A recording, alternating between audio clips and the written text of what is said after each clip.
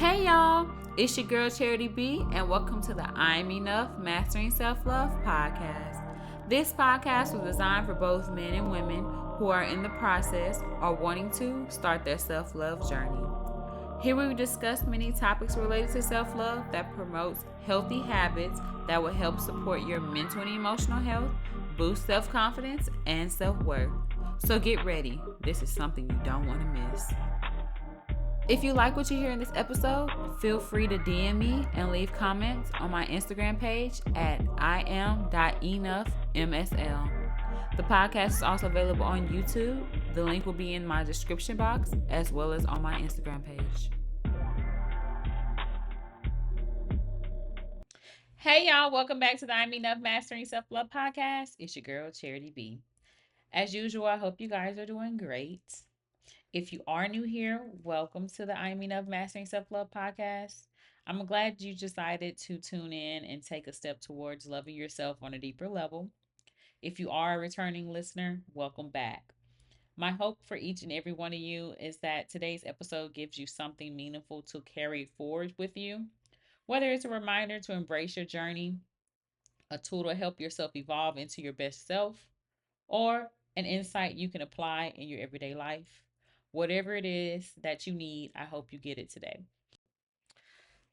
Now, before we move on, I just wanted to stop and take the time out to really pat myself on the back for how far I have come um, over this past year. Like, I've really evolved as a person. I've really changed. Um, for the better. I'm headed in a good direction, and I just wanted to take the time. I haven't took a minute and just really applaud my small wins because they're adding up. They may be small to the average person, but they're adding up to accomplish something big or my main goal that I'm trying to reach. So I just want to take the time and really just really just applaud myself for that, because it's good to show yourself some grace and know, like, girl, you really doing a thing. And if anybody was ever in your situation, they probably wouldn't be able to do the same thing or move the same way you can. So you're really strong. I applaud myself for my strength, my grace, and for having a good head on my shoulders and so much more. But I just wanted to take the time out and just really appreciate myself. And I hope that you, while I'm doing that, you're doing the same thing. It may seem that things are not as all good or all great or where they need to be, but I promise you, the little small progress you're making or the little steps you're making add up. And eventually they'll equal that big accomplish or big goal that you're trying to reach. So take this time and go ahead and give yourself a round of applause or even a little finger taps, whichever one you decide to do. Just do it. Give yourself a pat on the back for the progress you have made and how far you have come in your progress, whether it's in your self-love journey, in your personal life, in your relationships, or at your job, in your career, whatever it is. Give yourself a nice round of applause. Okay? Now that we gotten that out the way, I would like to welcome you to Season 2, Episode 7 of the I'm Enough Mastering Self-Love podcast. Today's topic is being sexy, single, and unbothered. We are going to unpack how self-love thrives in solitude and why society fears single men and single women. They say being single is lonely, but honestly, I never felt more full. I'm not sitting around waiting for a partner. I'm the one that I'm waiting for. So let's talk about being single, sexy, and completely unbothered by society's panic button. Because I'm too busy enjoying my own company. And if you're single, grab your wine, a blanket, and let's talk. I'm not going to lie, guys. I ate with those opening lines, so go ahead and give me my props, where they're due. But we're going to go ahead and get into today's content. So the first thing I want to talk about is debunking these, stereotypes about single people. Okay. If you're being single, what we call too long, or just not dating anybody you choose not to date. Some people may say single equals you're broken or damaged. Or you're single, or you've been single this long, you're obviously lonely. Let's cut the crap. Just because you're single does not mean you're not lovable, you're unwanted, or you're waiting for someone to fix or complete you. And to be honest, the people who are been single or been single for a long time are really the ones that are whole. It's the people who are in relationships or relationship hop, are always bouncing from person to person trying to find someone to talk to, are the damaged ones. They need somebody to depend on for their own happiness or to feel complete where they don't feel in their own individuality.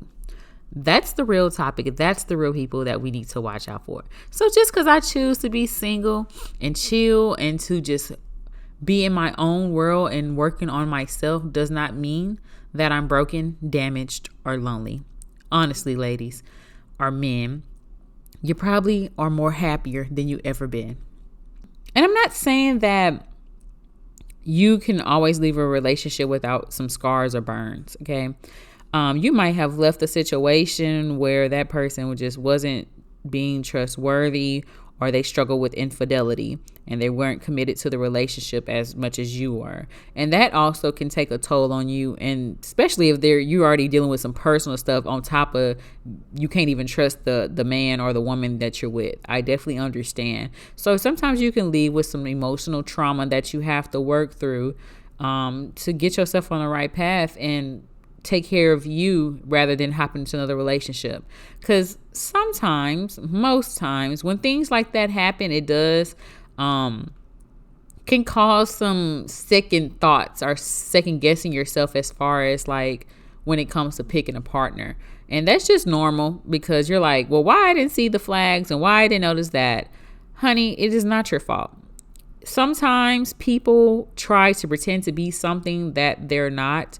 They want to like show that they're just genuine person and that they want to just have the look of what they wish they could be, but there will never be.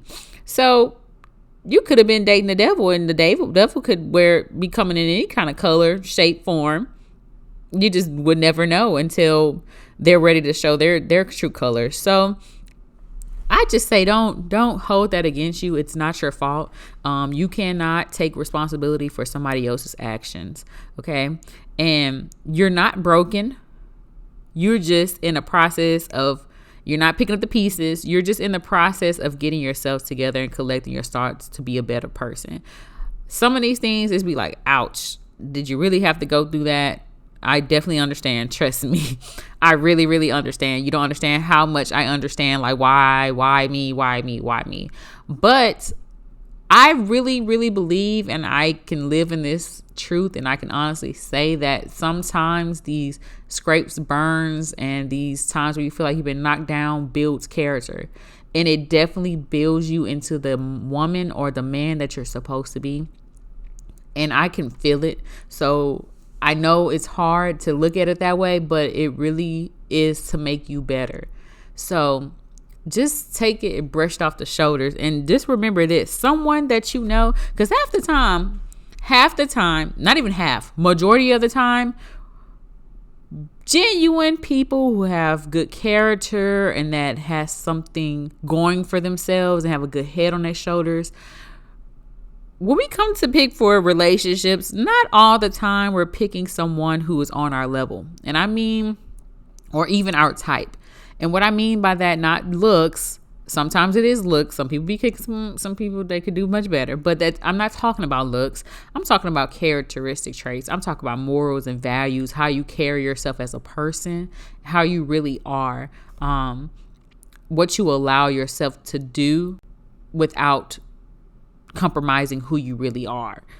Sometimes, y'all hear me? Sometimes we date somebody who's not even on our level. We give chances, trying to be understanding, because we feel like we're not there yet, that we should not judge others that's not there yet. Let's cut the crap. Start judging. Start being picky. That's the problem. And they want to say single people are picky. I'd rather be picky and choosy than to be laid up next to Tyrone with all these babies and kids and no stability. So yeah, I'm going to be picky and choosy before I end up like you. And there's nothing against people who got kids, but I see better for myself and I'm going to go get it. So I'm going to be picky and choosy because I have the choice too. So anyways, I just feel like sometimes we be giving chances to people, trying to be a good person, genuine person, because they show some side of them to us, and we're thinking that I can see that they have the potential, that word potential, to be this. But if they don't see it, what you see, it doesn't mean anything. If they're not willing to be motivated to go get it and be that person, it doesn't mean anything, and that's okay. You're on your level, but don't ever be in a situation or think that you're broken or somebody broke you that's not even on your level. Someone that isn't even on your level morally or emotionally could never break you. That is just a minor setback for a major come up, sis. A person with less character than you could never, and I mean never, diminish your worth. You are who you think you are. And that's not just for my women, that's for my men. Because sometimes these women be trying to play games and run games on these men. And sir, she's not who she thinks she is. And she's not even on your level. So don't let nobody, or like who you are within, really kind, sweetheart, and genuine. Don't let nobody that's less than you, that you're better than.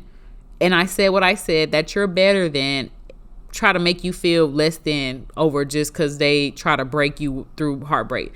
Look, sweetheart, at the end of the day, I'm a heal. I'm going to be okay, because you know what? I know my worth. I know who I am. I know my purpose. That's something that you could never dictate, that nothing you can change, even if you wanted to, because at the end of the day, you can't say the same. And you might still be the same lost person you were the day I met you. So all I know is I'm going to elevate you. So dust that off. Anything that somebody ever did to you, ever said to you, try to disrespect you or make you feel some type of way, cheated on you, hurt you, try to damage you and make you feel bad about yourself, just remember it was never about you. It's that person deep in that's messed up. That's the way they feel about themselves, so they did that to you. But just brush it off and keep it moving. At the end of the day, you know who you are. So just keep pushing forward. I just wanted to stop and say that, because I know there's some people out there, that's really probably one of the reasons why they're single, which is okay. But if you needed that little extra push so you can remember who you are, I just gave it to you. Remember that. If you got a plaster on the wall, a person with less character than me could never diminish my worth. If you got to put it up in front of you to just remind you that you're that girl or you're that guy, then do that. But it's okay to, go back in your little habitat, or to, just take some time away from the dating scene, just to recuperate and get yourself back together because of, things like that. There's nothing wrong with that. Now, don't let that prevent you from meeting the man or woman of your dreams. Okay? That's why I'm trying to let you know you still that girl, you still that person. But if you so scared, you'll never meet your husband, you'll never meet your wife. And you know what you're deserved, like what you deserve. So not go after it, but put yourself out there. Don't be afraid to do that. Once you get yourself together, once you feel like you've done the work of pouring back into yourself and trying to work on your healing process. And honestly, you never know you're really healed unless you put yourself in a situation where you're triggered again, or you have to use those defense mechanisms that you were practicing while you were single. Okay. But that's where I just wanted to start off, trying to debunk those stereotypes about people who are single, and that's just not it. Honestly, if you're more emotionally competent or mature, you would be scared of the people in the relationship. The next thing I want to just discuss with you guys is that romantic relationships are not the only place that you can find love, validation, or joy. When you're in a relationship or a romantic relationship, some things that you look for is that love, the validation, the joy, the intimacy, and don't have to be sexual. It could just be intimacy with that person, the vulnerability. You get those things, but you can find those things elsewhere outside of a romantic relationship that still gives you that validation you need and that love you need. And honestly, it should flow from different places, not just from your romantic relationship. A romantic relationship is an addition to you. It's not your sole purpose of why you're here. It's supposed to be an addition. It's not your sole purpose for why you're happy. When you take the chance to stop chasing romantic relationships as your primary source of love, you can see how much love that already surrounds you. Within your friends, your family, whether they're biologically your family or you chose them to be your family, like friends that become family, like sisters or brothers, even through your passions, things you love to do that brings you joy, your creativity, how creative you are, your relationship with yourself. Honestly, when you think, if you're really somebody who really practice self-love and you know what that really, really means, what it really means to love yourself and know your worth and know who you are, you get some gratification of that, And honestly, it makes you so powerful when you know who you are in your walk. But we're going to get there. I'm trying not to jump the gun. I'm a little bit excited, but because y'all know I love solitude. Y'all know I love me some solitude. But you can get your validation that can come from showing up for yourself, not from others. People are very sometimes, and they're going to put themselves first. People are selfish, okay? So why not be selfish with yourself too? Your time, effort, and energy is valuable. Show up for yourself in places where other people didn't show up for you. When you do that, it builds that self-respect. And self-respect is a powerful thing now. It's a powerful thing. When you have those boundaries and you respect yourself on another level, other people don't have no choice but to fall in line and do the same.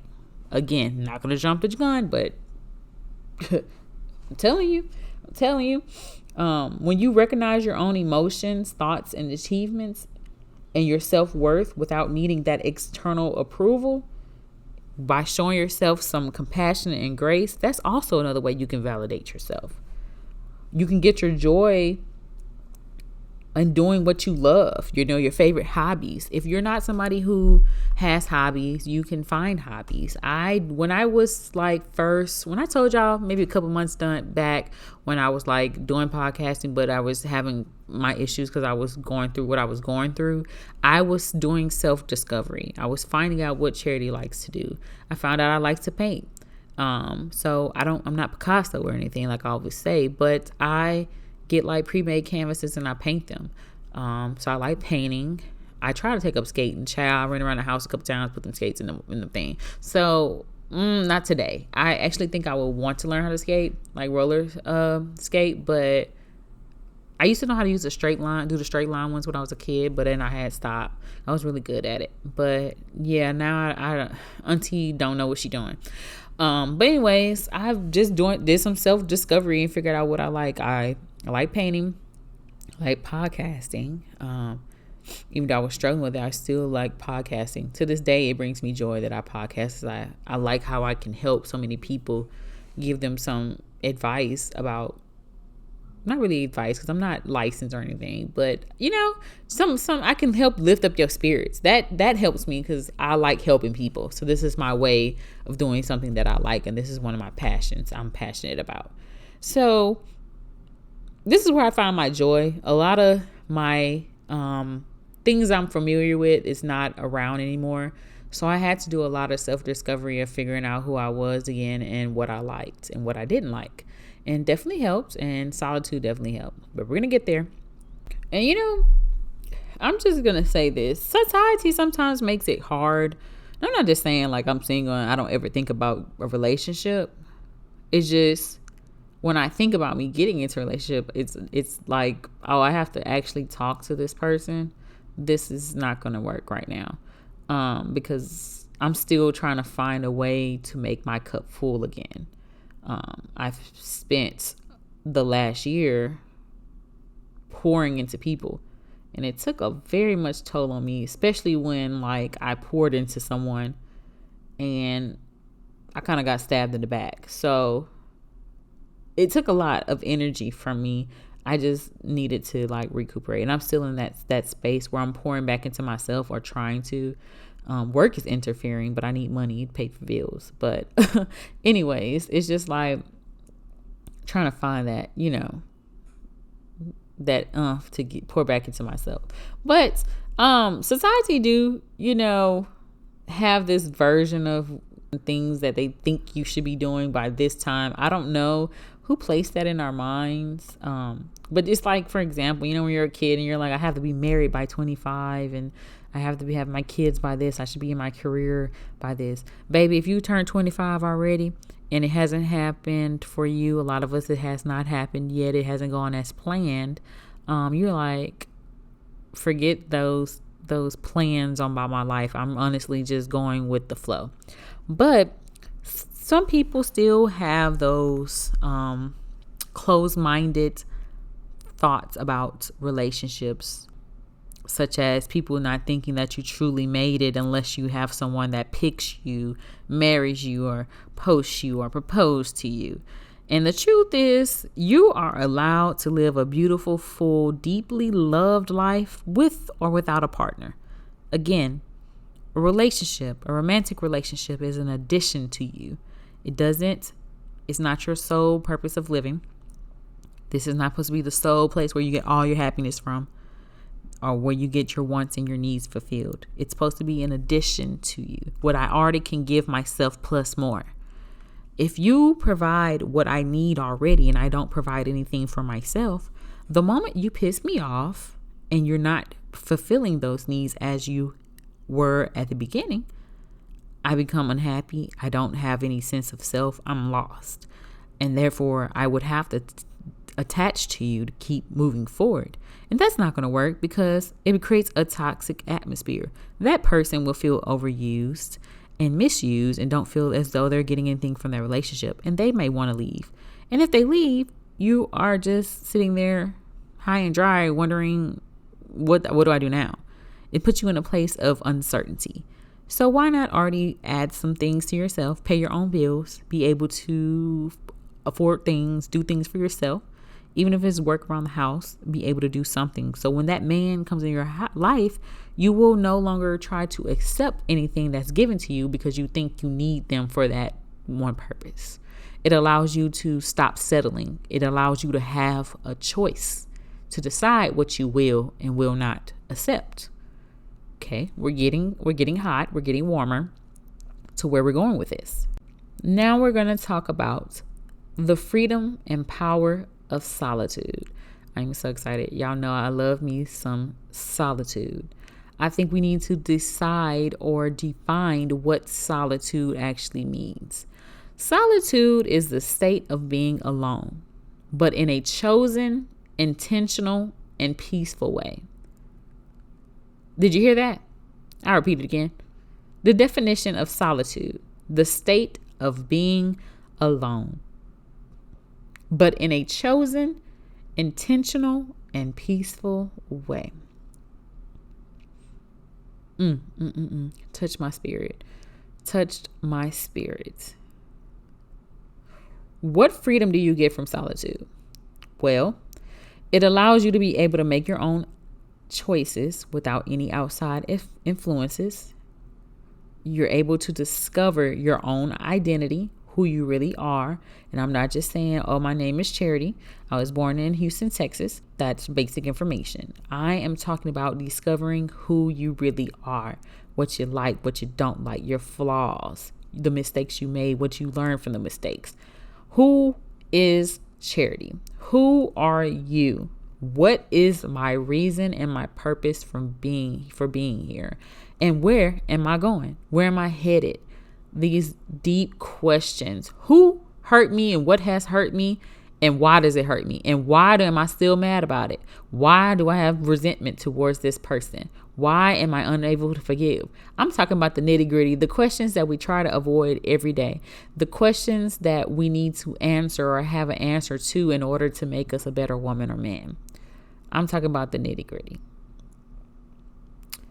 It also helps you build self-trust. If you can't trust yourself the most, then what are we really doing here? Okay? I am the person that I wake up every day, the person that sees the inside and out, that knows my feelings more than the man upstairs, more than God, close to God. God knows me best because he written my life out before I even got here. But I am the second person that knows me the best. If I can't trust myself, it makes no sense. Practicing solitude allows you to build that so that you don't need any external forces helping you decide how to walk the path that you need to be walking. And you may be walking in the wrong direction because you're getting out these outside influences trying to tell you what's and how to go, or even putting their input on how to go. You hear me? Even in solitude, you don't have to consider anyone. My most favorite reason for practicing solitude, I love this freedom, gives me power. I don't have to choose nobody. I don't have to worry about nobody. I don't have to consider nobody, what you're going to need to eat, what I need to eat. If I'm in snoring or if I'm in the middle of the bed, I don't have to worry about when I can get up and go. I can just go. Like, you don't have to consider anyone. That is the best thing about being single. And it also gives you the opportunity. Are you listening? Please put your ears to the whatever you're listening in. Turn up the volume in the AirPod. I don't know, the headset. Get close to the audio. Are you listening? It gives you the option to choose without compromise. And that's what makes it so powerful. When you do the self-work, and I'm telling you, like I be trying to tell y'all, when I really be repeating stuff, I be meaning it, and I mean it from the bottom of my heart, my soul. Like, being able to choose without compromise, powerful. And I'm not saying in a relationship you don't have to compromise. That is not true. You have to compromise some things. But when you have to strip who you really are in order to make a relationship work, or strip away what you really desire and want, no, it's not going to work. It may work for a short amount of time, but I kid you not, later down the line, one of you guys are going to resent the other because you did not fulfill your own desires that you knew were a part of you that made you who you are. Now, there are some things that we can compromise on that won't strip away who we really want or our desires. For example, your husband may want 4 kids. You only want 1. I can compromise on that.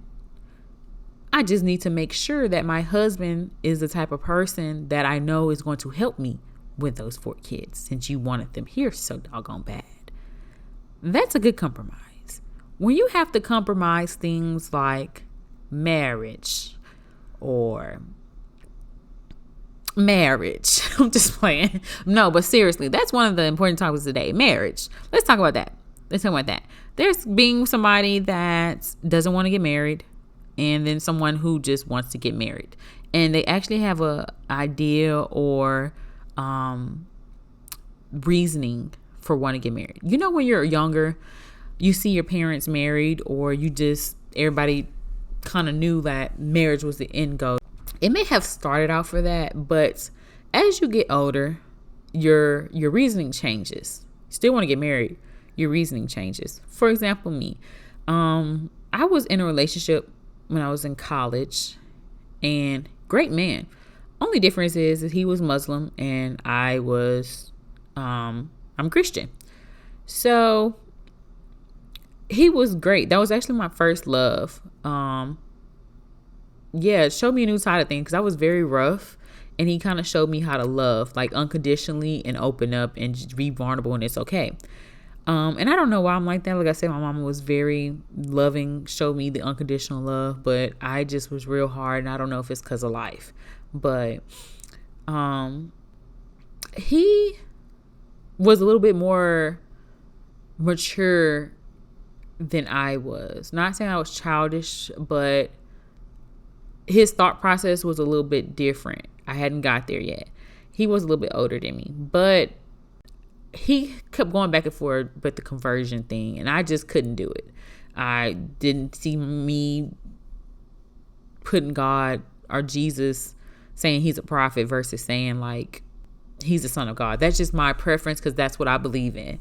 I just couldn't see it. So he would go back and forth with the idea of, he really liked me and really loved me and really cared about me, but that was just one of his things he couldn't strip. He would prefer to marry somebody in the same religion. And I it hurt, but I thought I could compromise and we be two different religions and raise the kids. And it took me till after that relationship to really understand, like, I get it now. Like, I was like, why you can't compromise? Like, why you can't compromise? But if that's something that makes you who you are, which is your religion, which is important because that's what you follow when things go wrong, who you turn to? You're going to turn to God, So I realized after, like, no, like, I get it. We would have never, like, worked for real because eventually I was younger because I was like 18, 19. And I think I was 19.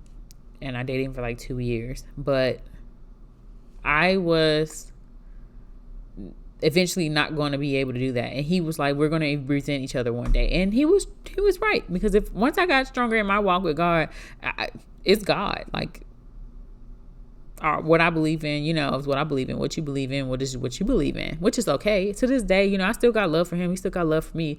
Like, that's my friend. Like, yeah, if he called and he was like he needed something, I would help him because I know he would do the same thing for me. But as far as marrying, no, that wouldn't have happened. That would be stripping away, my something that's part of my identity. You shouldn't have to do that.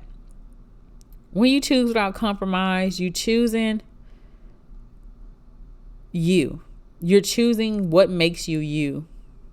You're not letting anybody disrespect you, walk over you, step on your boundaries that you have set in place and said, I don't like it, like when people do this, and it actually makes me feel less than or make me not feel who I know I am. It makes me feel less than, then I know this is not something I'm willing to compromise.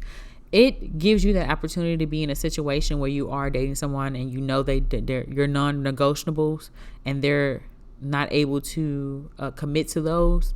You can be like, you know what? I like you very much, but I'm going to go. And you could be like months in, years in, you could really, really like this girl, really, really like this boy. But if you know that this is just, you like, nah, this is my non-negotiable.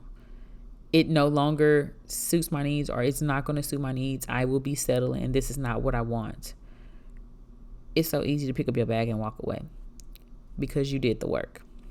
So that just goes to say why solitude is important. Why is it so powerful? It gives you the space where you can come home to yourself fully, honestly, and without any distractions. It's not loneliness. It's not isolation.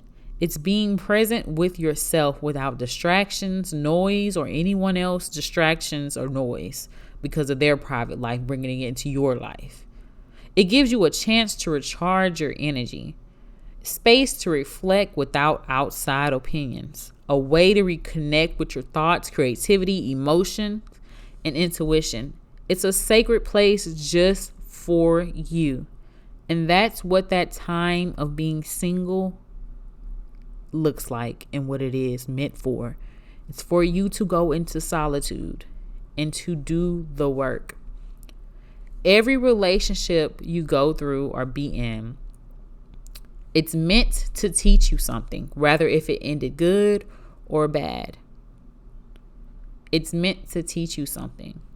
And at my very young age, and I thank God every day that he gives me this mind, every relationship I've only had 3 relationships in my adult life. My serious relationships, each one of them taught me something. Most of them bettered me as a woman. I feel like even if it ended bad, it didn't add no value to me. So I'm not going to say that, but I'm going to say that it taught me what not to accept and what I don't want. So in the end, you learn something from each experience. I take what I learn, or even because sometimes you don't even know off rip. Again, back to my college relationship. At the end, I was like, I've always been the person like, I need time to myself before I even talk to somebody else. And I mean, actually like trying to talk to somebody, get to know them and get in a relationship. I have to go through all the process. It's like grieving. I'm grieving the relationship. I have to process every bit of it. Why did it happen? Why did it need to happen? How am I feeling? How I get past it? And what did I learn? Every relationship, that is my thought process. What would I do different? Those are my thought processes. How could I handle certain situation better? Like if I was the reason, which I'm never the reason, but it's even if you're not the reason, there are still some things you could have done a little bit different in that relationship. And I did use what I learned in that relationship, took it to the next relationship, and whatever I said I would be doing different, I did different. So that's what I do in my solitude. And I urge you guys to do the same thing in your singleness. Now, outside of that, it don't have to just be singleness, solitude. It could be just normal, regular solitude, because sometimes you just need to cut off from the world. And what I mean, let's backtrack here. Solitude is not you saying I had an epiphany or I just had a random thought about this situation or this person that I handled this wrong. And I sat here for 2 weeks in my room and I didn't talk. I try to focus on myself and I try to do this. And yeah, you're starting to do the work, but then you come out and do the exact same thing that you did and that you said you wouldn't do in solitude. That's not what we're doing here. That's not real solitude. I am sitting here and I'm breaking piece by piece down about trying to make logic of it, trying to make a better sense of it, creating mechanisms that I can use that create positivity moving forward or have a positive outcome moving forward. And that at the end of the day, I can be like, yeah, I put the work in and I'm actually making a difference versus sitting in that room and saying that, oh, because I thought about this and I analyzed it and I was wrong and I should apologize. And yeah, what you think? The apology is going to make everything go bye-bye that you did? Like it doesn't work like that. It doesn't work like that. You still have to put the work outside of that, especially as an example, if you're somebody who was a cheater, and you're trying to ask forgiveness from the person that you hurt. Just because you said you took accountability and you apologize doesn't mean that it just all wipes away and all clean slate. No, you still have to put the work in. You still have to put the work in with that person or anybody you done wrong to. It doesn't even have to be through a romantic partner. It could be anybody you done wrong. You have to still put the work in. It's constantly putting in work to be better. This is what we're doing in solitude. Now we understand why it's so powerful and what it looks like, and what it means. Why should we practice it? Well, it teaches you how to enjoy your own company. You will be surprised how many people don't understand what it is to learn how to be alone, really be alone, no talking to nobody else, and just being in their own space, enjoying themselves and being happy that way. It's a lot of people that don't like to be alone. And I think it's because, I think it's many, many reasons. Either they've been through something traumatic and they found peace in solitude. They found peace in being with somebody or around somebody all the time. That's where their peace is. Or it could just be simply somebody who just relationship hops. And basically what relationship hop is, when you get out of one relationship, you into another one back to back because you don't know how to be alone, or it provides you some validation where you struggle in. And it could just be a lot of reasons why people don't like being alone. It's the mental. If you can't get control of your mental and your emotions, it can be a terrible place to be. It could be a terrible place to live. But I urge you to practice some type of solitude. Now, I'm not going to say that it's going to be easy to go into that room for a couple days or cut that phone off and delete social media a couple days. Well, in the world we live in today, it might be a little bit more easier because there's just so much madness going on. You just I can't deal with all this. I'm already having my own personal issues and having to read all this bad stuff on here. It's not helping. But for some people who just be on their social media a lot, you really have to take a step back and just one day just be like, today I'm not going to be on social media. Today I'm not going to talk to a lot of people. I'm going to let them know I'm okay, but I just don't want to talk right now. See, take it step by step. The next time, a couple weeks out, take 2 days. Next time, take 4 days. and just move on and see how you feel. I promise you'll feel a little bit better. Maybe because I like isolation, but I actually like isolation. I said solitude, not isolation, but I like isolation. I like to go back into my cocoon. I'm an Aquarius, and we don't like being. No. We need that solitude. I need time away from everybody else too, because we're not really like socially, but I like to take that time to get myself together, man. I ain't trying to hear all that. I need peace and quiet. That's what I like. So it's not hard for me, but I do think that it realigns everything. It gives you a time to just breathe because you're not hearing anything else. All that noise can get very chaotic, okay, and cause a whole bunch of trouble. So I think that I don't care what nobody say. I know solitude does a difference. Like really practicing solitude does a difference. It also strengthens and teaches self-trust and awareness. And that goes back to that. If you don't trust yourself, what's the point? If you don't have self-awareness of how you feel in that moment or able to recognize when you're off mentally, emotionally, and physically, you're just going to tire yourself out and burn yourself out. And you're not going to be no good to nobody else except nobody, even yourself. So, and then you're able to hear your own voice, even God's voice, without any influence. When I had got to the point where I was like, I want to go to solitude. I can't keep going like this. Can't keep talking to people. It's just too much. I can't keep going out. I need to take some time for myself. I have to stop.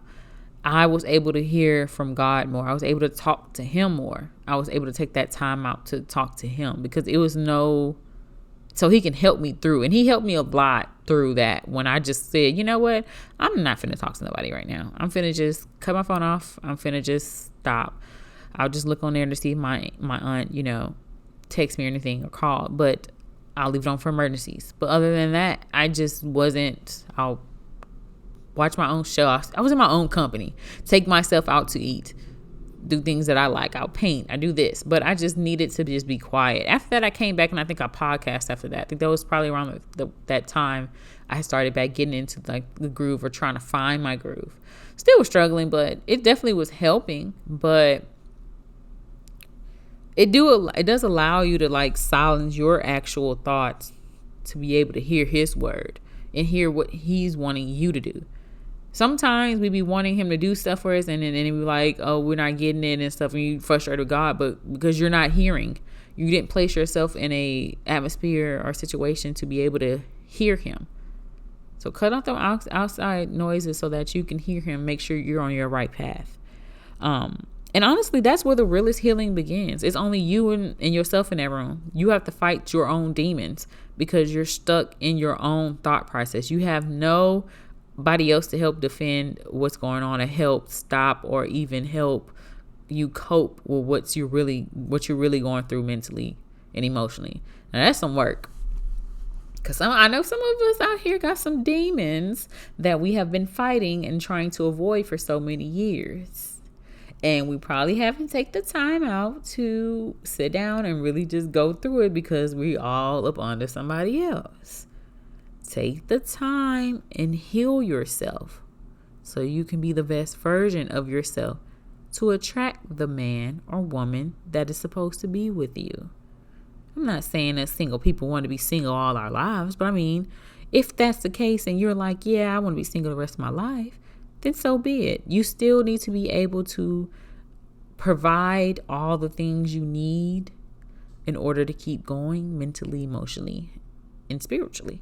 With that being said, I'm going to leave you with a quote right now. We're not done, but I'm going to give you a quote just to keep in mind about solitude. In solitude, I find not emptiness, but everything I was too busy to feel. That was a little hot. Keep it in mind. Write it down. If you made it this far, you're definitely considering solitude. You're definitely considered going in it and practicing solitude to get yourself together. You're definitely taking the time to be single and experiencing yourself. But with that comes with outside pressure. I know you've gotten to the space. You're like, I'm going to try to do something different. I'm not going to talk to my ex. I'm not going to talk to this guy. I'm not going to converse. I'm going to take the time for me. I'm going to be celibate or abstinent, whatever you choose. You're going to pour back into you. You're about to stop the outside noise.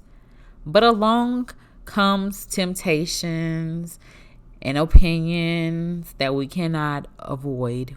We must hear. And as mentioned, you're not healed, or you're not really changed or doing it unless you're faced with the things that trigger you and that test you. So we're going to talk about a little bit of outside pressures. You may be tempted to date immediately to get over someone or something. That does not help. I am here to tell you it's only temporary. It will help for a little while, but it will not help in the long run. Just because you're using Tom to get over Tracy. Oh, well, that was wrong. But Tracy is a dual name. I'm not judging. We're going to stick with Tracy. That doesn't mean that it's going to help you in a healthy way. You just used that person to get over, but you never did process the emotions. I kid you not. You're going to have to process those emotions maybe months out. You just prolonged your healing process when you could have been over, oh dude or oh girl, if you would have just did the work. Preventing the unpreventable, trying to stop something that's supposed to meant to be happen, only prolongs it. You're stuck in it. You're just going to be happy with that person, yeah. But when things start to die down and the dust starts to settle, you're going to have to think about the process of how that person hurt you, or how you hurt that person, or what you did wrong, what you could have been better, what kind of person you are. Like, you're going to have to deal with that internally. And you probably months into your relationship happy with that person, but you can't really be happy because you're not happy with yourself because you didn't get over oh dude or oh girl. So let's do that work. Relationship hopping. Again, no. Relationship hopping from one relationship to other just so they can validate you in those areas you feel like you fall short at. Again, temporary. Social media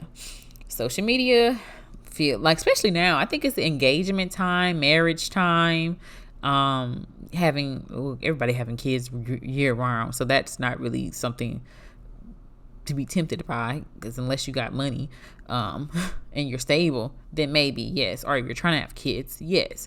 But like social media shows, people having starting a family, getting married, getting engaged. It's like it gets tempted because you're like, wow, that's beautiful. I can't wait for me to get there. Or even just having people in their relationships looking happy and having fun. Again, or what that quote unquote, they call it the soft life, the soft girl era.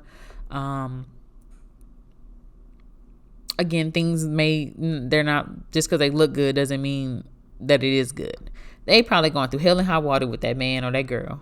They probably over there arguing 24/7. Whole time we just trying to take a picture and cheese and smile for the camera. Whole time we really not happy. So don't get caught up on what things look like. Doesn't mean that it's true. Even family can put some pressure on you. Aunts and uncles and moms or dad asking when you're going to have kids or when you're going to get married. Like, you actually got to schedule a time for this actual stuff to happen. Like, you just do it anytime.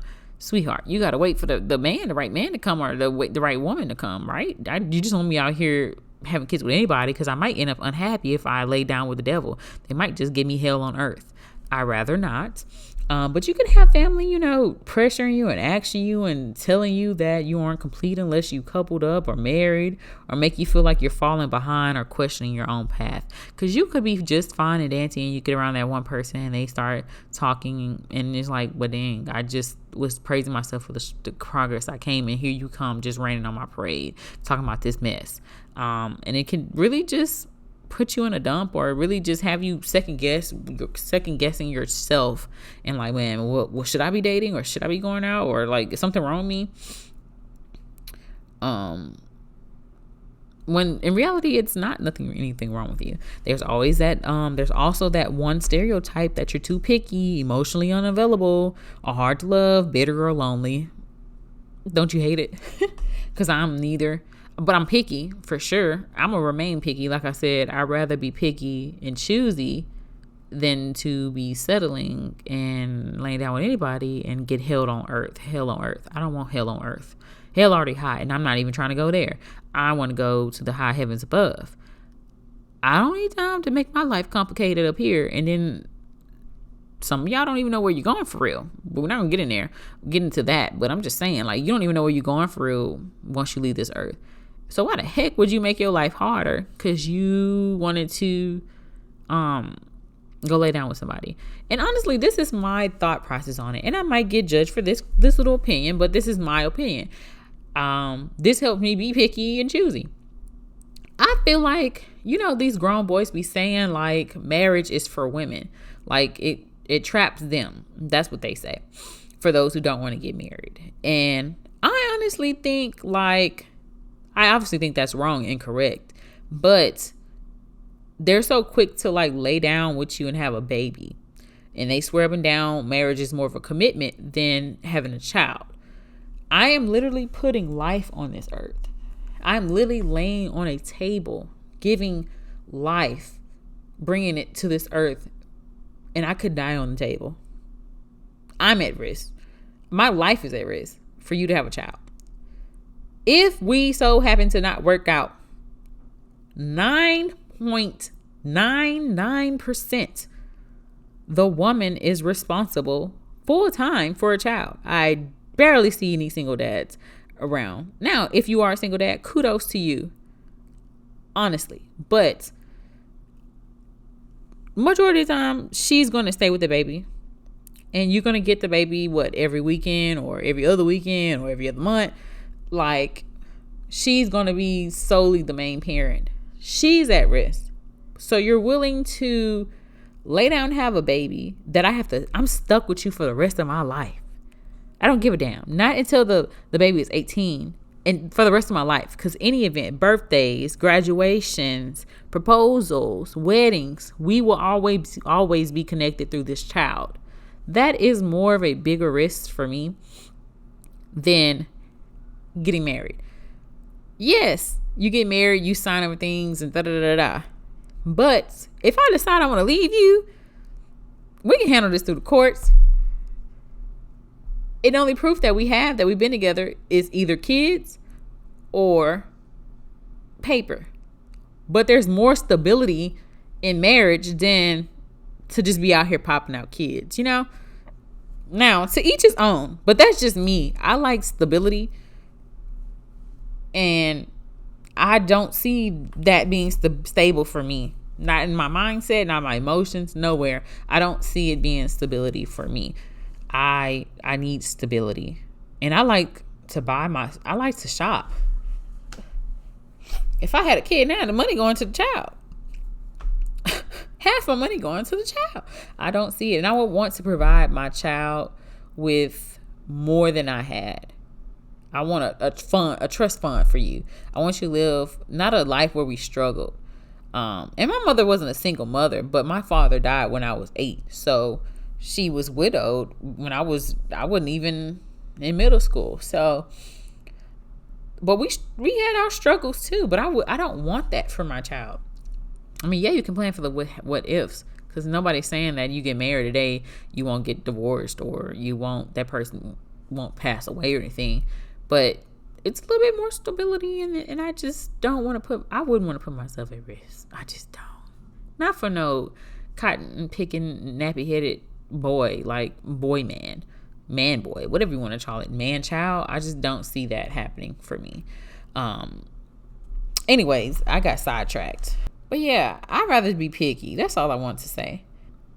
Don't worry though, when dealing with these outside pressures, I do have some tips and tricks that I want you to take heed of that keeps you grounded in your truth. Is start naming what makes you feel off. When you know what is making you feel off and you're clocking it, you can take control of that thought process and nip it in the bud. You have to tell yourself, for example, this isn't my urgency, it's theirs. I don't have to carry it. Another tip is to make singleness a choice, not a placeholder. What I mean by that is when you own your singleness, it's a conscious decision, not a phase or failure. And then that shame you may feel about being single goes away. Another trick, you choose to align and not rush it. You're not just running into a relationship so that you can have someone.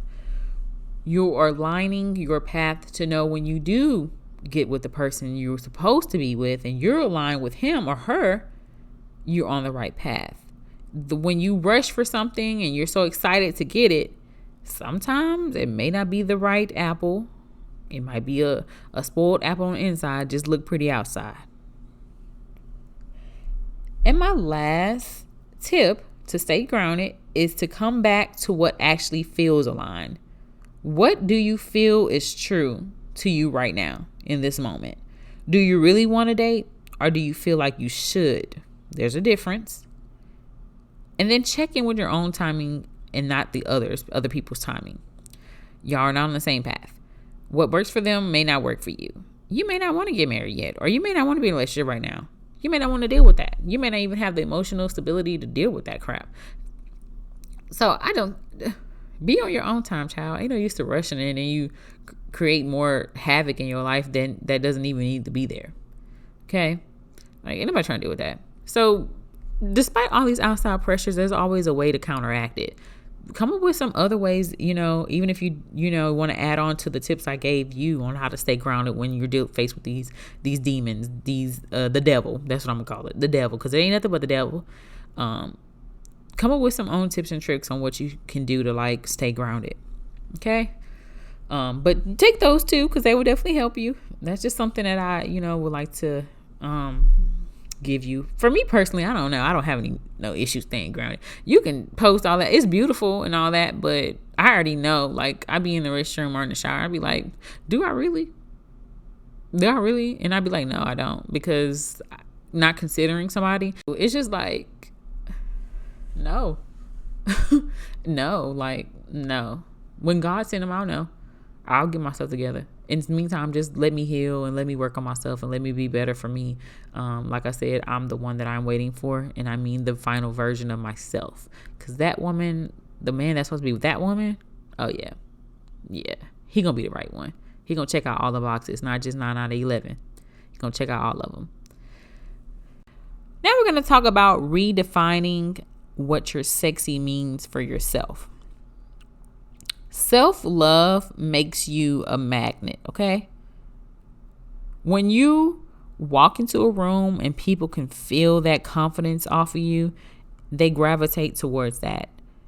Being seen and not heard is more powerful. You can talk the talk and have it all together, but you're going to do a whole lot of talking versus me walking in a room and people can feel it and be like, dang, I need to get to know her.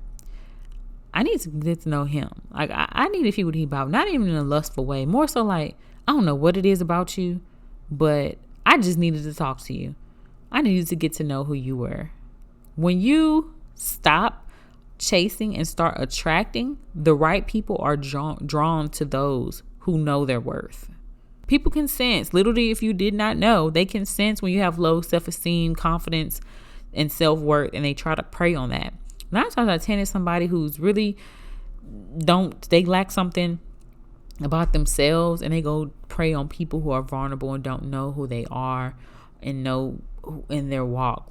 They try to prey on you to make them feel better about whatever they lack. It gives them more power. So stop chasing and start attracting. Stop looking for these breadcrumbs and begging for crumbs. No. I know I deserve the whole pie. Give me the whole pie. I want it all. Not the crumbs, the leftovers. What am I? Excuse me? You have to remember that you are the vibe that people seek, not you being the seeker. Once you start going in and you're like, I'm not chasing anything, I'm gonna start attracting what I want by the way I feel and care about myself, your energy aligns the people, the opportunities, and experiences effortlessly. You don't even gotta try. You just need to step one foot in the door and people are turning heads. Everything that I just said about redefining your sexy, this just says everything, sums it up about how I see myself. Maybe I'm talking to me. Because right now, like, I can say my self-confidence is like a 9.5, maybe 9.2. Yeah, I feel like I'm almost there. Like, a lot of people say I have a lot of self-worth, self-love. Like, I really do love myself. I love myself. I love myself, y'all. When I tell you I love myself, I really don't be caring. Like, I'll be selfish about me. Like, for real. I'm genuine and I care about people, but if it comes to me compromising me or what, no. Or messing up my boundaries, no. Just not going to happen. But I want to be that person when I walk in the room shifts. People heads turn. They looking, they staring, and not in a lustful way. Like I said, in a way like, who's that girl? Who's that woman? That's what I want to do. And I have been trying to redefine my own sexy for myself, to see what would that look like for me. And I feel like once I hit that level of confidence, that I'm untouchable. I already think I'm untouchable. But especially now that I've really been doing the work within the last couple months, I feel as though I'm untouchable. Yeah, I do. I got a little bit of work to do, but I feel like once I reach that where I'm like head turns in shift rooms, like, yeah, you ain't gonna be able to tell me nothing. And it's not on no cocky stuff, but it is on some cocky stuff. I'm gonna be cocky about me because I love me, but not to a extent where I'm not humble. Like, I'm to an extent like, you're not finna play with me. But I think what it is for me is probably because I want to start styling and dressing myself how I want ideal charity to like look. And also I need to get my PCOS under control. Like, it's really taking a whole toll on me.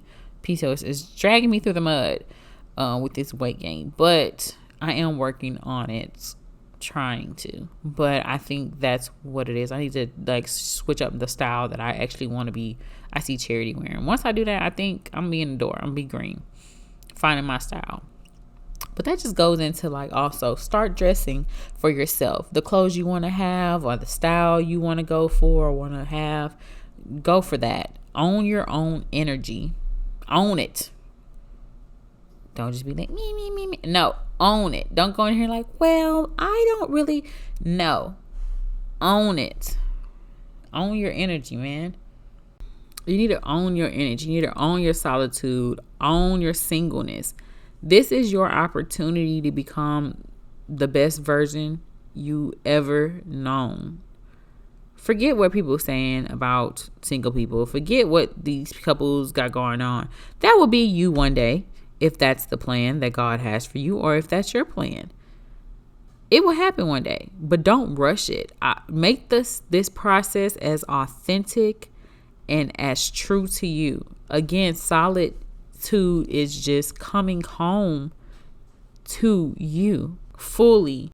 This is your chance to make it happen. Okay. With that being said, I want to leave you with a self-love challenge before we wrap up. I want you to take yourself on a date. The kind of date that you wish someone else would plan for you. I want you to set a reservation at a restaurant that you would like to go to. Dress up either with your nice dress or set, and for my men, a nice suit or, casual wear, whatever you want to wear that you think, okay, he really put that on, or she really put that on. Then I want you to flirt with your reflection. Ladies, check yourself out. Your favorite physical attribute, look at it, admire yourself. Tell yourself you look beautiful. Your eyes are beautiful. Your shape, the butt on, the shape is shaping, whatever. Give yourself some compliments. Men, do the same. If you smell good, you look good, your haircut look good, you got your beard in check, it's connecting, whatever it is, check yourself out. Then when you get to the restaurant, I want you to order what you want. Take care of yourself. Treat yourself. You don't have to post it.